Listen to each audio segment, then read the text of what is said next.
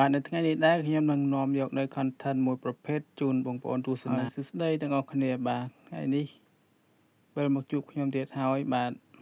អញ្ចឹងថ្ងៃនេះរឹតតែសំខាន់ខ្ញុំនឹងនាំយកនៅ content មួយប្រភេទចែកជូនបងប្អូនទស្សនា content បែបនេះគឺថារកប្រាក់ចំណូលបានច្រើនខ្ពស់និងមិនចេះសាបសូន្យតោះដើម្បីកុំឲ្យខាតពេលយូរសូមជួយ Subscribe ម្នាក់មួយផងណាដើម្បីចូលទៅមើលវីដេអូពេញនិយមខ្លាំងបំផុតទូទាំងពិភពលោកអាចនិយាយបានថាទូទាំងពិភពលោកដែរបាទ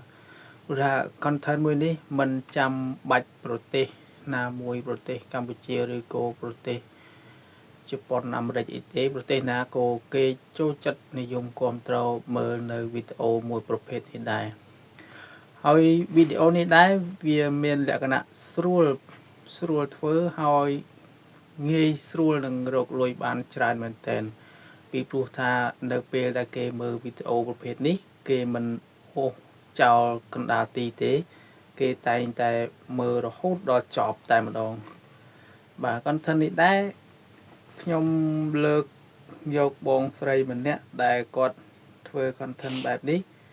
បងស្រីនោះគាត់ជាជនជាតិនេះគាត់ជនជាតិអាស៊ីយើងទេបាទគាត់ធ្វើពី content cooking បាទធ្វើម្ហូបបាទបីថាគាត់ធ្វើម្ហូបអញ្ចឹងវីដេអូរបស់គាត់នីមួយគឺ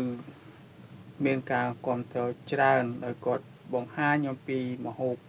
ប្លែកគ្រប់មុខបាទហើយម្ហូបទាំងនេះដែរគឺគាត់មិនចំណាយនៅ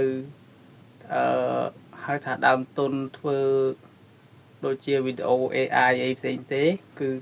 ទិញម្ហូបយកមកធ្វើជាលក្ខណៈគ្រួសារហូបចុកជាលក្ខណៈគ្រួសារក៏អាចធ្វើបានតែយើងធ្វើដាក់កាមេរ៉ាថតសិនហើយចាំយើងយកទៅហូបចុកជាលក្ខណៈគ្រួសារពុំមានខាតបង់អ្វីទេបាទឆ្ងាញ់ទៀតអញ្ចឹងយើងចូលទៅមើលទាំងអស់គ្នាបាទដំបូងឡើយគាត់នេះគឺវីដេអូមួយនេះគាត់យកត្រីមកទាំងរស់យកមកចាក់ដាក់ហៅថាលាងបច្ចេកទេសលាងរបស់គាត់បាទហើយគាត់និយាយរួមគាត់ធ្វើឲ្យមានភាពតាក់ទាញគាត់មានពងទាមានអីចឹងទៅបាទហើយយើងចូលមើលគាត់តែបន្តិចទេយើងក្រោមកមើល channel មើលរបស់គាត់គឺគាត់ធ្វើតែបែបនេះសុទ្ធបាទហើយយើងក្រោមកមើលខាងក្រោមបន្តិចមើលវីដេអូរបស់គាត់មើលវីដេអូដែលពេញសតគាត់មានធ្វើដែរបាទសតហើយវីដេអូដែលពេញនិយមរបស់គាត់យើងចូលមើលមួយយូរសិតតែរាប់លានបាទមាន7លាន19លាន14លាន12លាន10លានមួយយូរបាទ10លានមួយយូរគឺរលួយបានច្រើនបាទYouTube មាន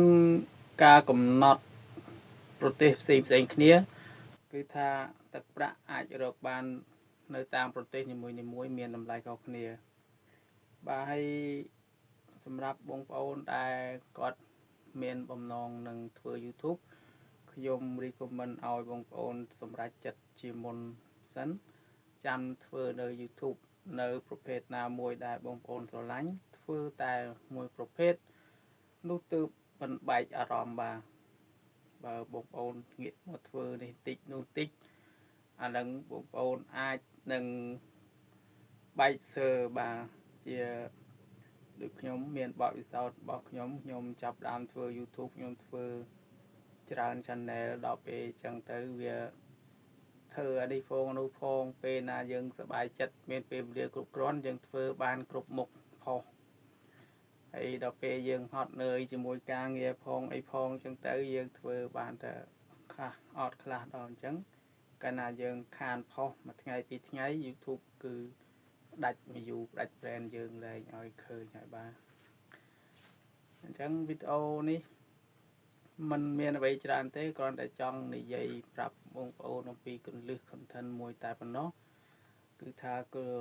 content មួយនេះគឺពេញនិយមខ្លាំងហើយរកលុយបានច្រើនបាទហើយបើបងប្អូនសម្រេចចិត្តធ្វើក៏ធ្វើទៅចោះហើយបើបងប្អូនមិនសម្រេចចិត្តធ្វើទេ